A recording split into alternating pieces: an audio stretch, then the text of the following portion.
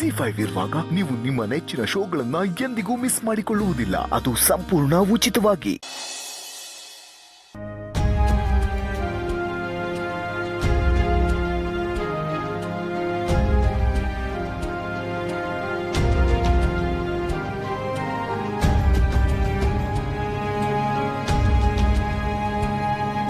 ಸಂಜಯ್, ಈಗ ನಾನು ಹೇಳೋದನ್ನ ಕೇಳಿಸ್ಕೊ. ನಿನ್ನ ಮದುವೆ ನಾನು ನಿಮ್ಮಮ್ಮ ಇಷ್ಟಪಟ್ಟಂಗೆ ಆಗಬೇಕು. ನೀನೇನಾದರೂ ಇವಳನ್ನ ಮದುವೆ ಆದ್ರೆ ನಾನು ನಿಮ್ಮಮ್ಮ ನಿನ್ನ ಪಾಲಿಗೆ ಸತ್ವೆ ಅಂತ ತಿಳ್ಕೊ.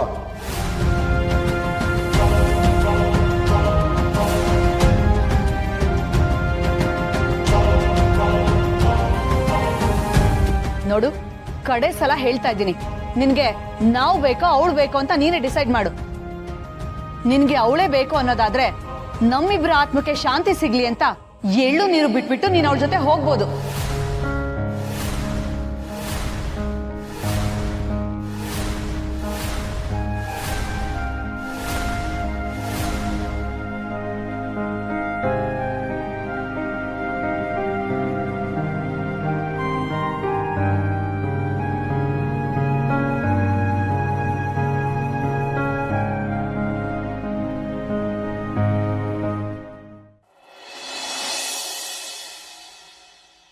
ಸಂಧ್ಯಾ, ಸಂಧ್ಯಾ ರೆಡಿನಾ? ಬೇಗ ಬಾ, ನಾವು ಹೋಗೋಷ್ಟ್ರಲ್ಲಿ ಮದ್ವೆನೇ ಮುಗ್ದೋದ್ರೆ ಕಷ್ಟ. ಏನಮ್ಮ ಹೇಳ್ತಾ ಇದೀಯ ನೀನು? ಅಲ್ಲ, ನೀನು ಏನು ಮಾತಾಡ್ತಾ ಇದೀಯ ಅನ್ನೋದಾದ್ರೂ ಗೊತ್ತಿದೆಯಾ ನಮ್ಮ ನಿನಗೆ? ಆ ಸಂಜೆಗೆ ತಾಳಿ ಕಟ್ತಿರೋದು ಬೇರೆ ಯಾವುದೋ ಹುಡುಗಿಗೆ. ಅವ್ರ ಅಪ್ಪ ಅಮ್ಮ ಡಿಸೈಡ್ ಮಾಡಿಬಿಟ್ಟಿದ್ದಾರೆ ಯಾವುದೇ ಕಾರಣಕ್ಕೂ ನಿಧಿನ ಅವ್ರ ಮನೆ ಸೊಸೆ ಮಾಡ್ಕೊಳಲ್ಲ ಅಂತ. ನೀವಿಬ್ರು ಸಂಭ್ರಮದಲ್ಲಿ ಮದುವೆಗೆ ಅಂತ ಹೊರಟಿದ್ದೀರಾ. ನಿಮ್ಮ ಕಾನ್ಫಿಡೆನ್ಸನ್ನ ಮೆಚ್ಚಲೇಬೇಕು. ಆ ಹುಡುಗ ಯಾರ ಕುತ್ತಿಗೆಗಾದ್ರೂ ತಾಳಿ ಕಟ್ಲಿ, ಮದುವೆಗೆ ಹೋಗ್ತೀರಾ, 4 ಕಾಳು ಅಕ್ಷತೆ ಹಾಕಿ ಹೊಟ್ಟೆ ತುಂಬ ಊಟ ಮಾಡ್ಕೊಂಡು ಬನ್ನಿ. ಶುಭ ಕಾರ್ಯಕ್ಕೆ ಹೋಗ್ಬೇಕಾದ್ರೆ ಅಪ್ಶಕನಾಗಿ ಮಾತಾಡ್ಬೇಡಿ ಮಾವ. ನಿಧಿ ಮದ್ವೆ ಸಂಜಯ್ ಜೊತೆ ಆಗೇ ಆಗುತ್ತೆ. ನಿಧಿ ಅಕ್ಕನಾಗಿ ನಾನು ನಿಮ್ಮ ಮದ್ವೆ ಕರೀತಾ ಇದ್ದೀನಿ. ಬೇಕಿದ್ರೆ ಬನ್ನಿ, ಇಲ್ಲ ಅಂತಂದ್ರೆ ಇಲ್ಲೇ ಬಿದ್ದಿರಿ. ಆಗದೆ ಇರೋ ಮದುವೆಗೆ ನಾನು ಅಲ್ಲಿಗೆ ಬಂದು ಏನು ಮಾಡಲಿ? ನೀವು ಹೋಗಿ ಬನ್ನಿ. ಅಂಕಲ್, ಸುಮ್ಮನೆ ಯಾಕೆ ಸಂಧ್ಯಾನ್ ಕೆಡ್ಕಿ ಅವಳ ಕೈಲಿ ಬೈಸ್ಕೊಳ್ತೀರಾ? ಈ ಮದುವೆ ನಡೆಯುತ್ತೆ. ಅಲ್ಲಿ ತಾತ, ಅಮ್ಮ, ಮಾವ ಎಲ್ಲ ಹೋಗಿದ್ದಾರೆ. ಅವರೆಲ್ಲರೂ ಒಟ್ಟಿಗೆ ನಿಂತಿದ್ದಾರೆ ಅಂದ ಮೇಲೆ ಸೋಲೋ ಮಾತೇ ಇಲ್ಲ. ಇವ್ರಿಗೆ ಅರ್ಥ ಆಗೋ ಥರ ಹೇಳು, ಇಲ್ಲ ಅಂದ್ರೆ ಇವ್ರ ತಲೆಗೆ ಏನೂ ಹೋಗಲ್ಲ. ನೋಡಿ ಅಂಕಲ್, ನಾವು ನಮಗೋಸ್ಕರ ಬೇಡ್ಕೊಳ್ಳೋದಕ್ಕಿಂತ ಬೇರೆಯವ್ರಿಗೋಸ್ಕರ ಬೇಡ್ಕೊಂಡ್ರೆ ಆ ದೇವರು ಬೇಗ ಒಲಿತಾನಂತೆ. ಈಗ ಮನೆಯವ್ರು ಎಲ್ಲರೂ ಸೇರಿ ನಿಧಿಗೋಸ್ಕರ ಬೇಡ್ಕೊತಿದ್ದಾರೆ, ಹೋರಾಡ್ತಾ ಇದ್ದಾರೆ. ಖಂಡಿತವಾಗ್ಲೂ ಆ ದೇವರು ಅವಳ ಜೀವನನ ಒಂದು ದಡ ಸೇರಿಸ್ತಾನೆ. ನನ್ನ ಮಾತನ್ನ ಬರ್ದಿಟ್ಕೊಳ್ಳಿ. ಸರಿ ಸರಿ, ಲೇಟ್ ಆಗುತ್ತೆ ಸಿರಿ. ನಾವು ಮಾರ್ಕೆಟ್ಗೆ ಹೋಗಿ ತಾತ ಹೇಳಿರೋದನ್ನೆಲ್ಲ ತಗೊಂಡು ಆಮೇಲೆ ಅಲ್ಲಿಗೆ ಹೋಗ್ಬೇಕು. ಬಾ ಹೊರಡೋಣ.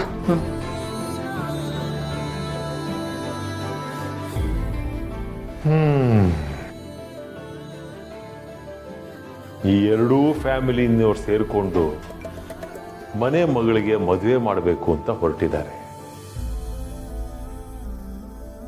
ತಂದೆ ತಾಯಿ ಮಾತೆ ವೇದವಾಕ್ಯ ಅಂತ ತಿಳ್ಕೊಂಡ್ರು ಆ ಹುಡುಗ ಇವ್ರ ಮಾತುಗಳಿಗೆಲ್ಲ ಬೆಲೆ ಕೊಡ್ತಾನ? ಭಗವಂತ ಏನಾಗತ್ತೋ ಕಾದು ನೋಡ್ಬೇಕಷ್ಟೆ.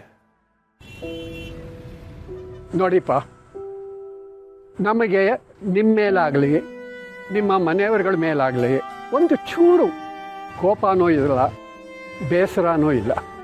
ಹಾಗೆಯೇ ನಿಮ್ಮ ಮನೆಯವರಿಗೆ ತೊಂದರೆ ಕೊಡಬೇಕು ಅನ್ನೋದು ಅಥವಾ ಅವಮಾನ ಮಾಡಬೇಕು ಅಂತ ಅನ್ನೋದು ನಮ್ಮ ಉದ್ದೇಶ ಅಲ್ಲ.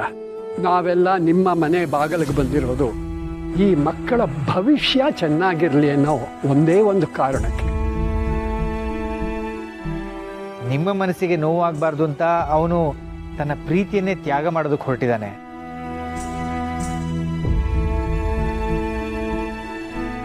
ತನ್ನ ಮನಸ್ಸಲ್ಲಿ ಪ್ರೀತಿ ಇದ್ರೂ ತಂದೆ ತಾಯಿಗೆ ವಿರುದ್ಧವಾಗಿ ಹೋಗೋದಿಲ್ಲ ಅಂತ ಸಂಜಯ್ ಹೇಳ್ತಾ ಇದ್ದಾನೆ. ಅವನನ್ನ ಮಗನಾಗಿ ಪಡೆಯೋದಕ್ಕೆ ನಿಜವಾಗ್ಲೂ ನೀವು ಪುಣ್ಯ ಮಾಡಿದ್ದೀರಿ. ನಿಮ್ಮ ಮನಸ್ಸಿಗೆ ನೋವಾಗಬಾರ್ದು ಅಂತ ಅವನು ತನ್ನ ಪ್ರೀತಿಯನ್ನೇ ತ್ಯಾಗ ಮಾಡೋದಕ್ಕೆ ಹೊರಟಿದ್ದಾನೆ. ಆದರೆ ನೀವು ಅವನ ಮನಸ್ಸಿಗೆ ನೋವಾಗುವಾಗ ನಡ್ಕೋತಾ ಇದ್ದೀರಲ್ಲ, ಒಂದು ಸಲ ಇದ್ರ ಬಗ್ಗೆ ಯೋಚನೆ ಮಾಡಿ.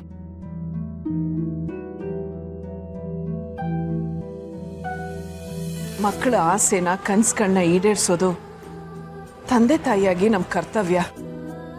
ನಾವಿವತ್ತು ಒಂದು ದಿನ ಅವ್ರನ್ನ ಅರ್ಥ ಮಾಡ್ಕೊಂಡು ತಗೊಳ್ಳೋ ನಿರ್ಧಾರ ಅವ್ರ ಇಡೀ ಜೀವನ ಅವ್ರನ್ನ ಚೆನ್ನಾಗಿಟ್ಟಿರುತ್ತೆ.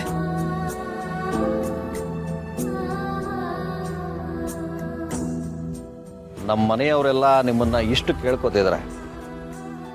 ಮಕ್ಕಳು ಮನಸ್ಸಲ್ಲಿ ಏನಿದೆ ಅಂತ ನಿಮಗೆ ಗೊತ್ತಾಗಿದೆ. ಇದನ್ನು ಮೀರಿ ನಮಗೇನು ಮಾಡೋಕ್ಕಾಗಲ್ಲ.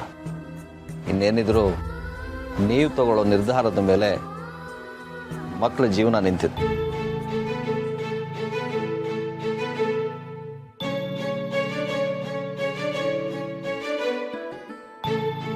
ಇಷ್ಟ್ರ ಮೇಲೂ ನಿಮಗೆ ನನ್ನ ತಂಗಿ ಇಷ್ಟ ಆಗಿಲ್ಲ, ಅವಳು ಈ ಮನೆ ಸೊಸೆ ಆಗೋದು ನಿಮ್ಗೆ ಇಷ್ಟ ಇಲ್ಲ ಅಂದರೆ ಹೇಳಿ, ಜೀವ ಹೋಗೋಷ್ಟು ನೋವು ನಮ್ಮ ಮನಸ್ಸಲ್ಲಿ ಇಟ್ಕೊಂಡು ನಾವಿಲ್ಲಿಂದ ಹೊರಟೋಗ್ತೀವಿ.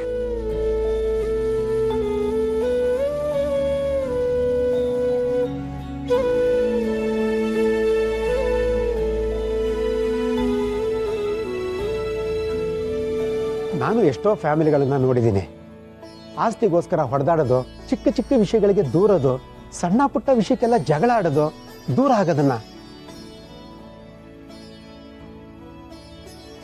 ಆದರೆ ಮನೆ ಮಗಳಿಗೋಸ್ಕರ ಇನ್ನೊಬ್ಬರು ಮನೆ ಬಾಗಿಲಿಗೆ ಬಂದು ನಿಮ್ಮೆಲ್ಲರೂ ಸ್ವಾಭಿಮಾನ ಮರೆತು ಈ ರೀತಿ ಕೇಳ್ತಾ ಇದ್ದೀರಾ ಅಂತಂದರೆ ನಿಮ್ಮೆಲ್ಲರದ್ದು ದೊಡ್ಡ ಗುಣ ಅಂತ ನನಗನ್ನಿಸ್ತಾ ಇದೆ.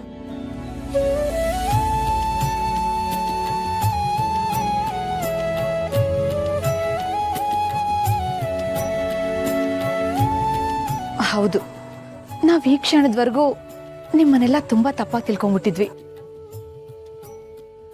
ಆದ್ರೆ ನಿಮ್ಮೆಲ್ಲರೂ ಮದುವೆ ಇರೋ ಪ್ರೀತಿನ ನೋಡ್ತಾ ಇದ್ರೆ ನಾವು ನಿಮ್ಮನೆಯವ್ರು ಆಗ್ಬಾರ್ದಿತ್ತ ಅಂತ ಅನಿಸ್ತದೆ.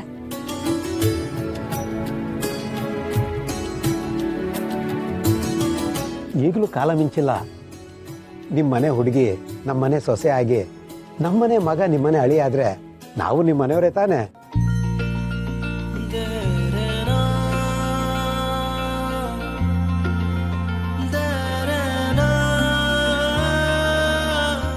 ಇಂಥ ಮನೆತನದ ಹುಡುಗಿ ನಮ್ಮ ಮನೆ ಬೆಳಗ್ತಾಳೆ ಅನ್ನೋದ್ರಲ್ಲಿ ಯಾವ ಸಂದೇಹನೂ ಇಲ್ಲ.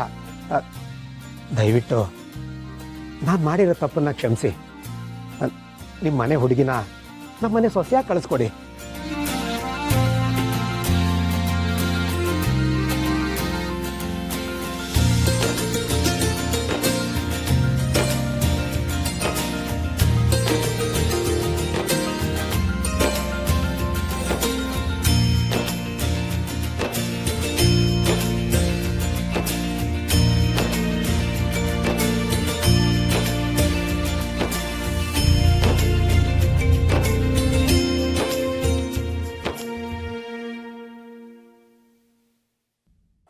ZEE5 ಆಪ್ ಡೌನ್ಲೋಡ್ ಮಾಡಿ ಎಲ್ಲಾ ಸಂಚಿಕೆಗಳನ್ನು ಸಂಪೂರ್ಣ ಉಚಿತವಾಗಿ ನೋಡಿ.